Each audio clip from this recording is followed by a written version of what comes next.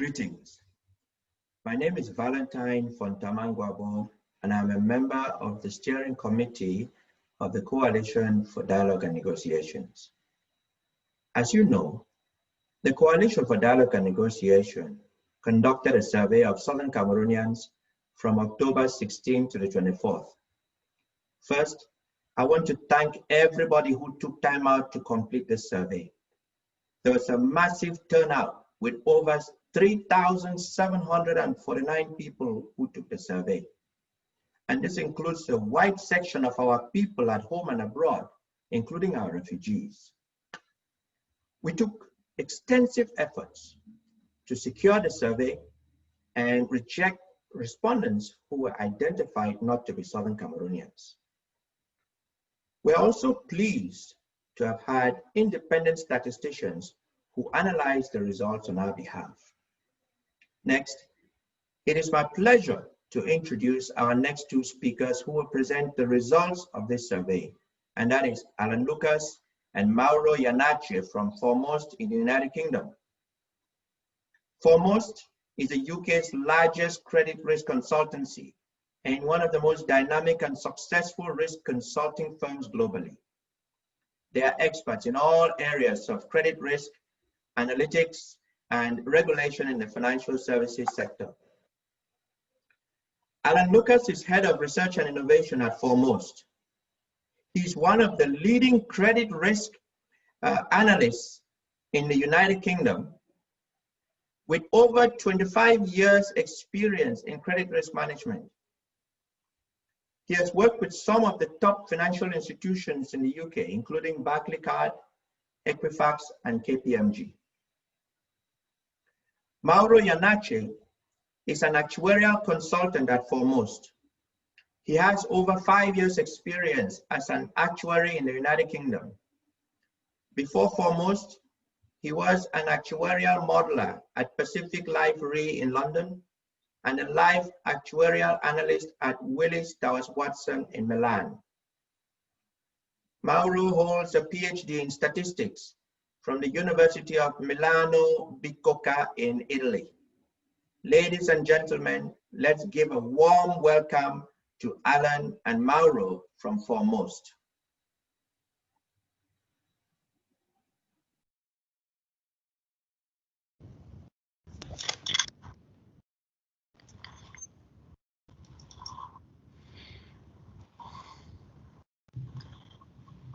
Good morning, everyone. My name is Alan Lucas. My colleague Mauro Iannacci and I are here to present the results of a survey commissioned by the Coalition for Dialogue and Negotiations, an NGO. The survey was devised to gauge the attitudes and aspirations of Southern Cameroonians on key aspects of their homeland, and this presentation covers our main findings. Before we start, I'd just like to say that as with any survey, there's potential sample selection bias and the possibility of duplicate responses. We've been through a verification exercise to ensure there are no duplicates, and the sample selection bias has been controlled for in our analysis. As an example, there were fewer responses from women, and so as well as examining the full survey, we've also examined a 50-50 male-female split. So with that done, we'll launch into the main results.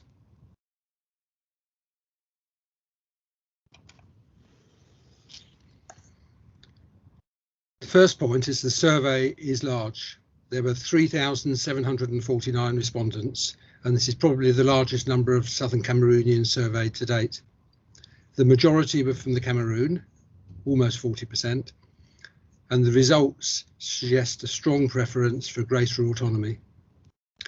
80% of respondents chose full independence as the best form of state to address the root cause of the conflicts. 7% chose a federation and 4% a selected confederation. Only 1% chose the government-sponsored special status.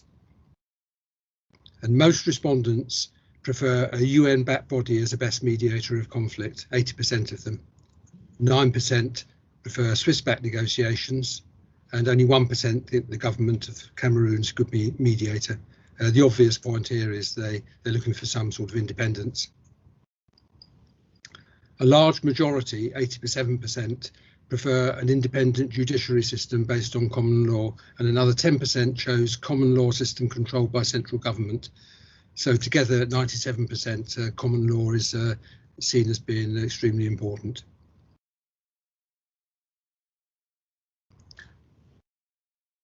On the education side, the preference was for an Anglo-Saxon educational system.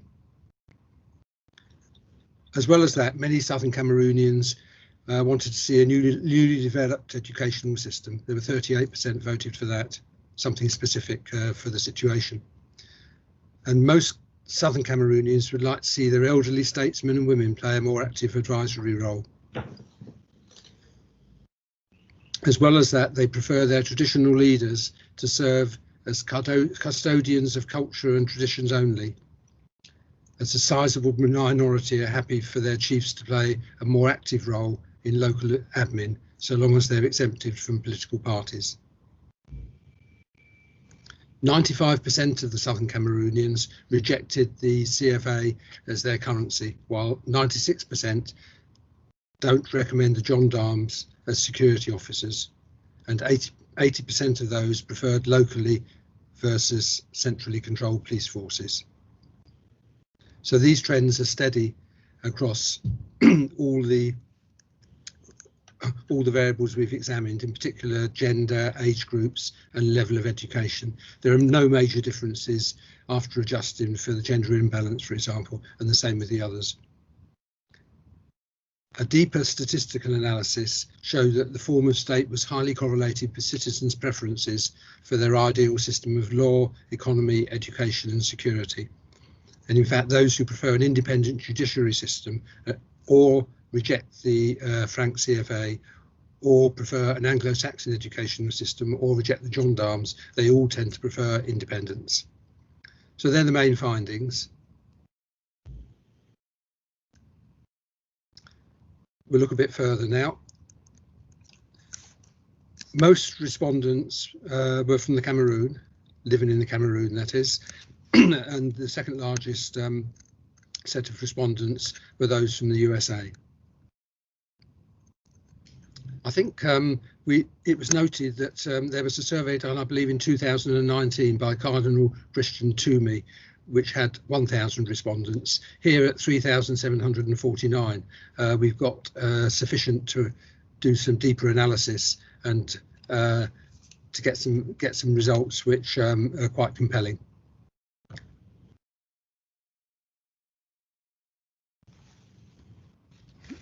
The survey respondents were asked for the root cause of the armed conflict, and the majority believed it was failed decolonisation rather than assimilation, marginalisation or Western imperialism. I think probably they're looking back towards the root cause, and this gives an indication that people have an understanding of what's really causing the problems there. I'll now pass you on to Mauro, who will take you deeper into the analysis and also look at some of the statistical methods we've used to dig out some of the more intrinsic and deeply hidden facts from the survey. Thank you. Thank you, Alan. So we can now go into more details and quantify the impact for each factor. So as we can see from this graph, the 86% of the survey Southern Cameroonians would like to have a fully independent state from the Republic of Cameroon. 7% of them chose the Federation, 4% opted for Confederation, and only 1% chose the government-sponsored spatial status. 80% of Southern Cameroonians would like to have a UN-mandated body as the best conflict mediator. 9% prefer Swiss-backed negotiations, and only 1% think that the government of Cameroon is a good conflict mediator. In terms of legal system, we can observe that 97% of the surveyed Southern Cameroonians would like to have a common law legal system, and this percentage can be split into two groups. 87% would like to have an independent legal system based on common law, and only 10% would like to opt for a common law system which is controlled by the central government. Only 2% of them would prefer a system which is based on civil law and controlled by the central government. On the educational system side, we can see that 42% would like to have an Anglo-Saxon system locally managed. 38% would prefer a new system, and 15% would like to have an Anglo-Saxon system controlled by the central government. So in this case, the response is not as clear as for the other questions. We can also see from this graph that 95% of the surveyed people would like to reject the CFA franc as the currency, and only 5% of them would want to keep CFA franc as their currency. 73% of the survey Southern Cameroonian would like elderly statesmen and women to play a more active role to end the armed conflict. Again, this percentage can be split into two groups. 52% prefer a more active advisory role, and 21% want them to take an active role in the negotiation. Only less than 10% prefer a leadership role for the elderly statesmen and women. 80% of the surveyed people would like to have a locally controlled police force, and 96% don't want gendarmes to be allowed in Southern Cameroon. Now, let's have a look at the role of the traditional leaders. So we can see from this pie chart that 47%, so almost half of the survey Southern Cameroonians, would like them to have a custodian role of culture and traditions only. And a sizable minority are happy they shift to play a more active role in the local administration, as long as they're not part of the politics, as we can see from this 26% in the pie chart. These trends are steady across age groups, genders, and countries of residence. So, as we can see from these three-dimensional plots, the distribution of the form of the state and the conflict mediators doesn't change across age groups. And we have similar results when we look at the split by genders for the legal system, the form of the state, and the conflict mediators. So we can spot any real differences between males and females. These trends are steady also for the country of living, as we said before, so we can't see really any difference when we look at the form of the state and the legal system by country. These results have been validated with a multivariate multiple correspondence analysis. So this technique aims to reduce the dimensionality of the factor and capture the key drivers. So we have listed the main variables that we use for these techniques, and we group these variables into active variables and the supplementary variables. The active variables are those factors which are used in the actual calculation, so to extract the principal component, whereas the supplementary variables are just used to quantify the correlation between them and the principal component, but they're not used in the actual calculation. As we can see from this graph, so on the x-axis we have the first dimension, namely the principal component, so the first principal component, and on the y-axis we have the second dimension, the second principal component. We have highlighted three groups. The first group, so the green one, is composed of the educational system, gendarmes, the form of the state, and the currency, and we can see that all these four variables are strongly correlated with the first principal component, whereas if we look at the red group, which is composed of the elderly statesmen and women and the traditional authorities, they are quite related with the second component, and we can see that the level of correlation is between 20% and 50%. We also highlighted a third group, the blue one, where we have the refugees indicator, the gender, and the police guns. So they are uncorrelated with both the first principal component and the second principal component. So this confirms that these variables should be kept as a supplementary variables because they're not adding any values to this analysis. This graphical interpretation is confirmed by some statistical tests. In this case, we used a v-test. In this slide, we have two tables, one for the first component and the second one for the second component. And we've shown both the p-values and the r-square. So the higher the r-square, the stronger the correlation between the factor and the component.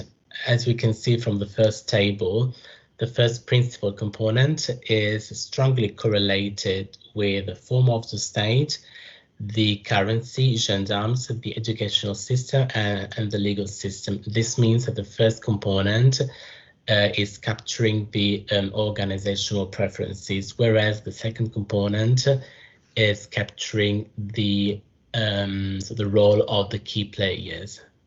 So the role of the elderly statesmen and women and the role of the traditional authorities. We can see that the p-values are almost zero, and this means that these variables are really correlated with these principal components. So I would like now to you, Alan, to say something about the key conclusion. Thank you very much, Mauro. The results here clearly indicate to us in an unambiguous fashion that there's a strong preference for greater autonomy amongst the Southern Cameroonians. This survey was large, a large number of respondees. We can be confident in the results, and it's probably, out of the surveys I've seen, the one that is the clearest in its indications. This is expressed in the choices here for the form of state, the legal system, the educational system, and security. So greater autonomy is point number one, crucial. Point number two, the trends are robust across multiple segments of society. We've cross-tabbed virtually every variable against every other, and we're very clear that we have robust results, and we've also dug down deeper, as Mauro was explaining. And the trends across age, gender, country of residence, etc., they all show the same result and the same preferences from the respondents. And then finally, we see there's a strong correlation between the desire for full independence and preferences for the legal, economic, educational systems and the type of policing the respondents wish for. So one overriding result here then is search for greater autonomy, and that's come out from all aspects of the survey, and mainly from all the respondents, in fact, however they're examined. Thank you very much. Thank you very much for your time all.